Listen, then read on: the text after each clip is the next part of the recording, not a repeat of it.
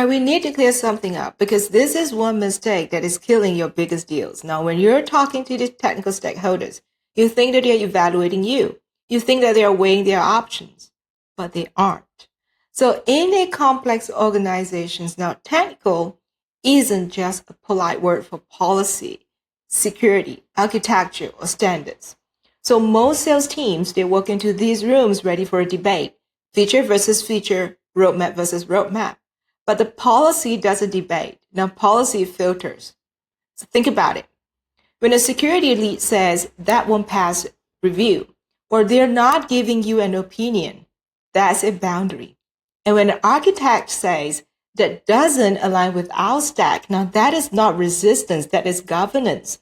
So most teams misclassify these statements as objections, so they try to persuade. And persuasion is totally irrelevant when the problem isn't preference. It's a matter of acceptability. So here is the distinction that you have to internalize. Evaluation asks, is this good? Governance asks, is this allowed? Now, if you don't see the gap, you're going to spend the entire cycle arguing about the quality inside a permission framework. And that's an argument that never lands. You see, technical governance doesn't need to win a debate. It only needs to exercise a veto. And in these kinds of deals, now veto power sits upstream of everything else. So you can have the budget, you can have the executive buy-in, you can have the business urgency, and you still be blocked.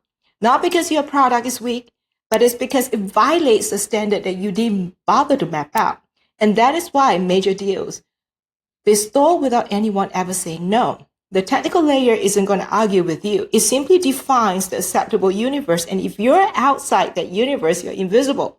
So if you're still treating the technical stakeholders like evaluators, you're already late. Now, they aren't scoring your product. They're enforcing the systems. And trust me, systems don't negotiate.